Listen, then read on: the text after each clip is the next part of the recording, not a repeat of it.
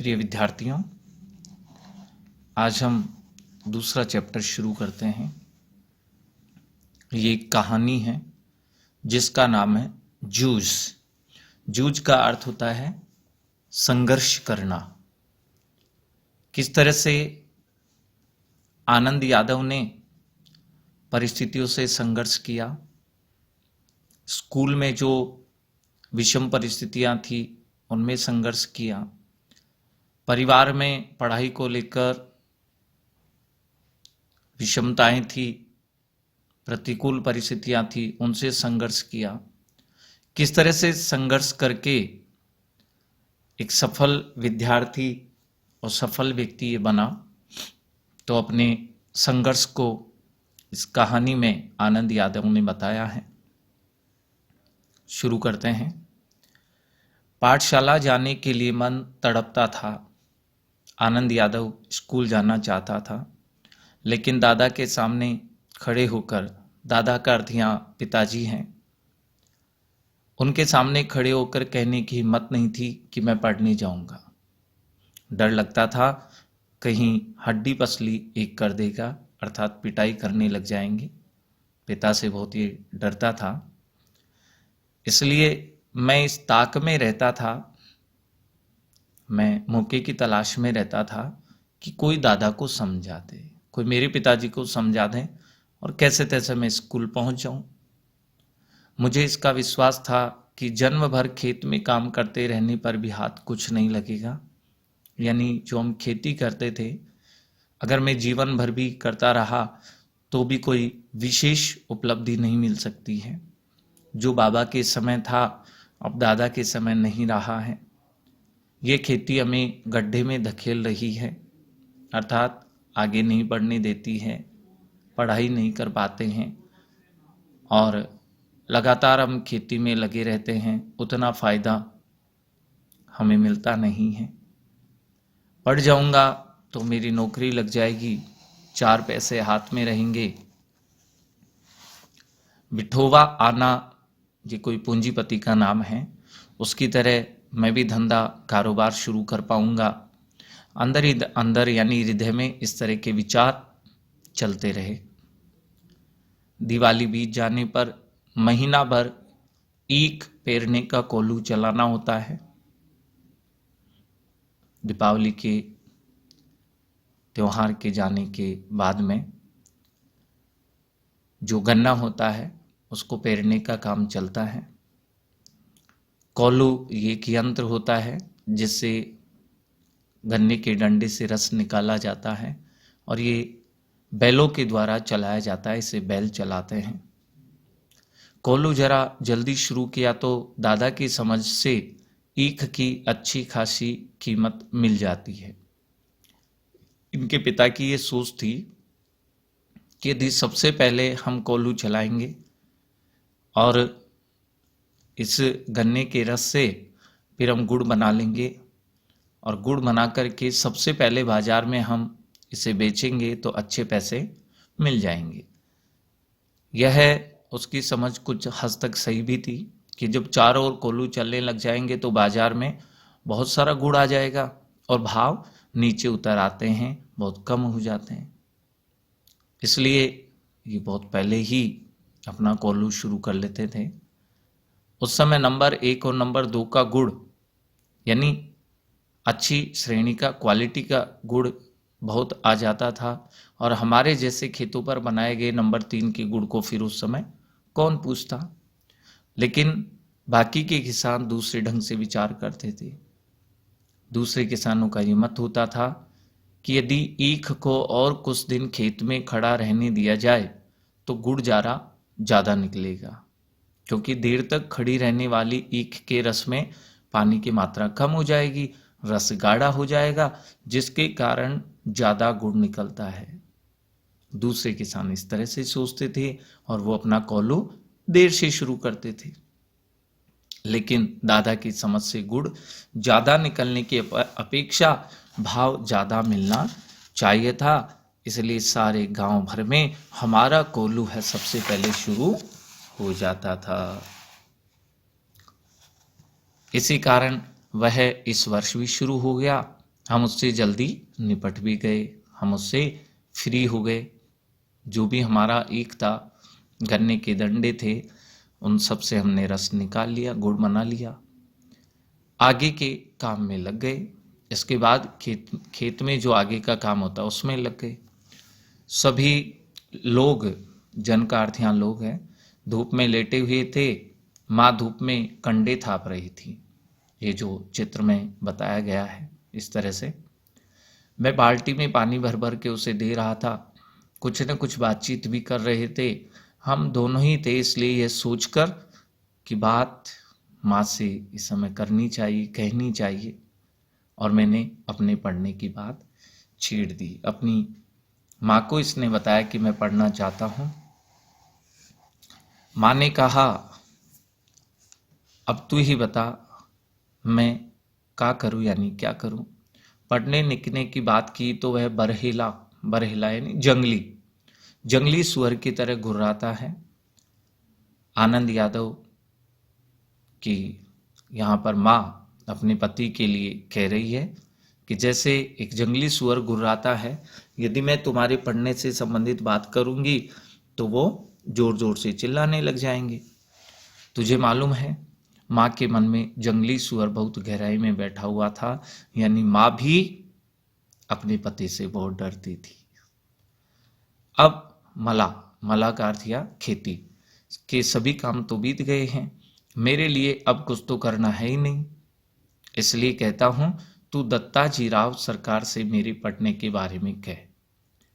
जब माँ ने मना कर दिया था तो अब आनंद यादव कहता है कि जो दत्ताजी राव हैं उनकी बात मानते हैं पिताजी, और ये गांव के एक बड़े रईस है, तो उनसे बात करो।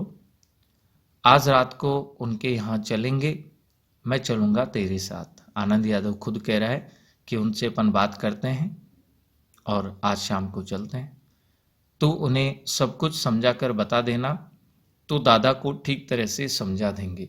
आनंद यादव को विश्वास है कि ये दत्ताजी राव है, ये मेरे पिताजी को अच्छे से मेरी पढ़ाई के बारे में समझा पाएंगे और मेरे पिताजी उनका कहना मान लेंगे। ठीक है, चलेंगे। माँ ने हाथों की, लेकिन अंदर से माँ के स्वर में उदासी थी।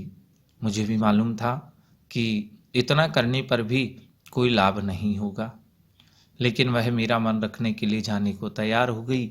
मेरी तड़फन वह समझती थी। माँ भी जानती थी कि मैं बहुत पढ़ना चाहता हूँ। 7वीं तक पढ़ाने की उसके मन में तैयारी थी, लेकिन दादा के आगे उसका वश नहीं चलता था।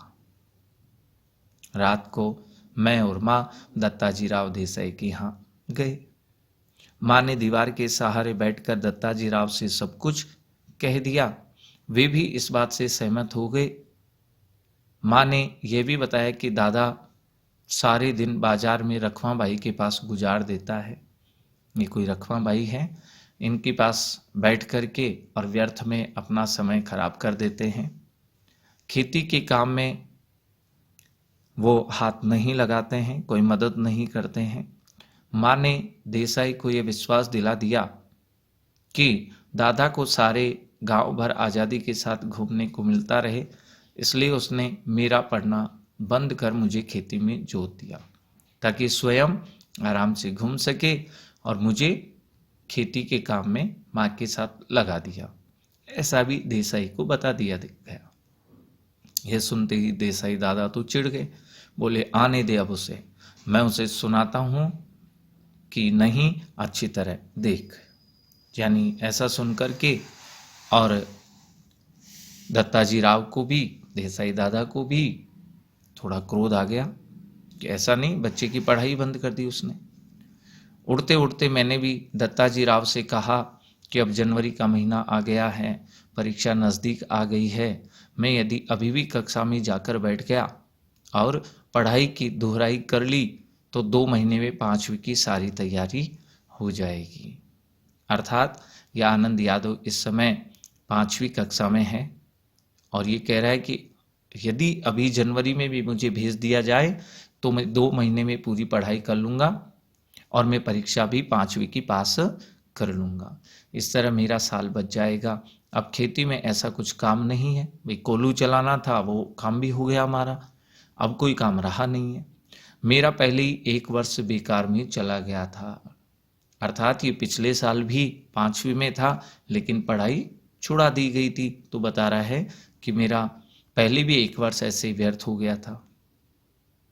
ठीक है, अब तुम दोनों अपने घर जाओ, जब वह आ जाए तो मेरे पास भेज देना, और उसके पीछे से घड़ी भर बाद तू भी आ जाना रे छोरा।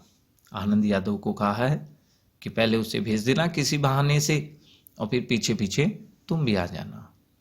जी, ऐसे कहकर हम खड़े हो गए, माँ और मैं दोनों खड़े हो गए। उड़ते उड़ते हमने ये भी कहा कि हमने यहाँ आकर ये सभी बातें कही हैं, ये मत बता देना, नहीं तो हम दोनों की खैर नहीं। अपने पिता से इतने डर रहे हैं कि हम तुम्हें आए थे शिकायत करने, ऐसा मत बता देना। माँ अकेली साग भाजी देने आई थी, ये बता देंगे तो अच्छा होगा। साथ में ये भी बता दिया कि केवल ये बता देना अगर पूछे तो कि वो सब्जियां इत्यादि देने अकेली ही आई थी। ठीक है, मुझे जो करना है मैं करूँगा। देख, उसके सामने ही तुझसे कुछ पूछूंगा, तू निडर होकर के साफ साफ उत्तर दे देना, डरना मत। इस प्रकार से दत्ताजी राव ने देसाई दादा ने कहा। यह आनंद यादव कहता है, नहीं जी, यानी मैं नहीं डरूंगा, कह दूंगा जो भी आप पूछेंगे। मैं माँ के साथ लौट आया। 1 घंटा रात बीते दादा घर पर आए, मैं घर में ही था। आते ही माँ ने दादा से कहा कि साग भाजी देने देसाई सरकार के यहाँ गई थी, उन्होंने कहा कि बहुत दिनों से तेरा मालिक दिखाई नहीं दिया है, खेत से आ जाए, पर आ जाने पर जरा इधर भेज देना। इस प्रकार से माँ ने पिता को कहा। दादा ने अधीरता से पूछा, कुछ काम वाम था? तो माँ बता रही है, मुझे तो कुछ बताया नहीं उन्होंने, तो मैं हो आता हूँ। अब आनंद यादव के पिता कह रहे हैं, मैं हो आता हूँ, तब तक तू रोटियां सेक ले, और गणपा आए, या आनंद यादव के लिए कहा जा रहा है कि गणपा आए तो उसे खेतों पर भेज देना, पहले मैं आऊँ उससे पहले ही उसे खेत पर भेज देना। दादा तुरंत उठ खड़े हुए। देसाई के बाड़े का बुलावा दादा के लिए एक सम्मान की बात थी। आधा घंटा बीतने पर माँ ने मुझसे कहा कि अब तू भी जा, कहना जीम ने बुलाया है।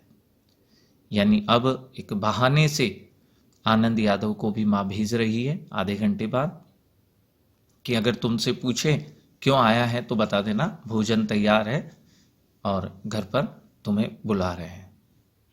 अच्छा, मैं पहुंचा, आनंद यादव पहुंचा तो सरकार मेरी राह देख रहे थे, दत्ताजी राव मेरा इंतजार कर रहे थे।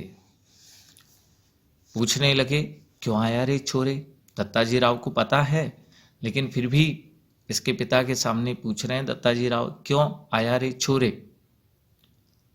कहने लगा, दादा को बुलाने आया हूं, अभी खाना नहीं खाया है। दत्ताजी राव कहते हैं, बैठ बैठ थोड़ी देर, अभी तो आया है वह मेरे पास। जी, ऐसे कह करके और आनंद यादव बैठ गया। धीरे धीरे दत्ताजी राव पूछने लगे, कौन सी में पढ़ता है रे तू? तो ये उत्तर देता है, जी 5वीं में था, किंतु अब नहीं जाता हूं। क्यों रे?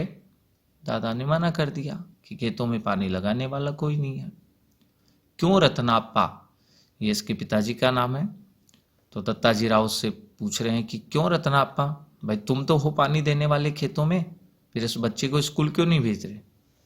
तो इसके पिता कहते हैं, जी हाँ, फिर तू क्या करता है? सरकार ने दादा से जिरह करना शुरू कर दिया, बहस करना शुरू कर दी, तो सारा इतिहास बाहर निकल आया, पता चल गया। सरकार ने दादा पर खूब गुस्सा किया, उन्होंने दादा की खूब हजामत बनाई, उन्हें खूब धमकाया।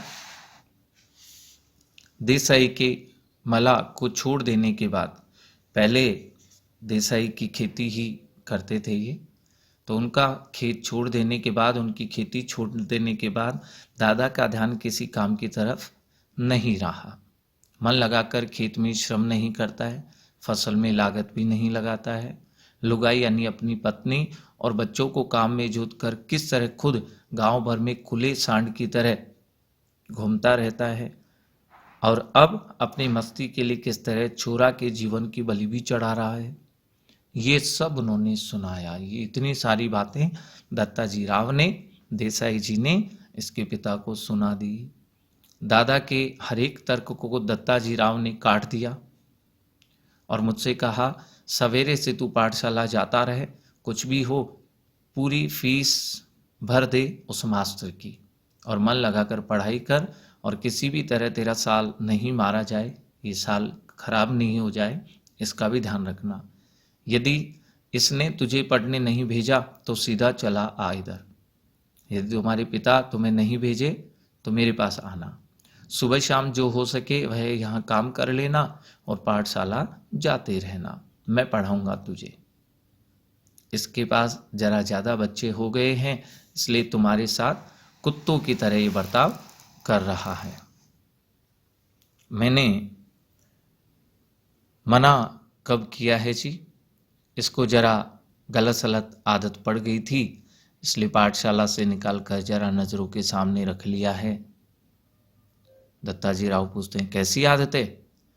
तो पिता कह रहे हैं, चाहे जैसी। यहाँ वहाँ कुछ भी करता है, कभी कंडे भेजता है, कभी चारा भेजता है, कभी सिनेमा देखता है, कभी खेलने ही चला जाता है। खेती और घर के काम में तो इसका बिल्कुल ही ध्यान नहीं है। दादा ने मेरे ऊपर अचानक हल्ला बोल दिया, अचानक आक्रमण कर दिया। दत्ताजी राव पूछते हैं, क्यों रे छोकरे? तो ये कहता है, नहीं जी, कभी एक बार मेले में पटा पर पैसे लगा दिए थे, कोई खेल पर मैंने पैसे लगा दिए थे। दादा तो कभी सिनेमा के लिए पैसे देते नहीं थे, इसलिए खेत पर गोबर बीन बीन करके माँ से मैंने कंडे थपवा लिए थे, और उन्हें बेच करके मैंने कपड़े अपने लिए बनवाए हैं। और उसी समय एक बार मैं सिनेमा भी चला गया था। इस प्रकार मैंने भी झूठ सच मिला करके ठोक दिया, अर्थात दत्ताजी राव को बता दिया।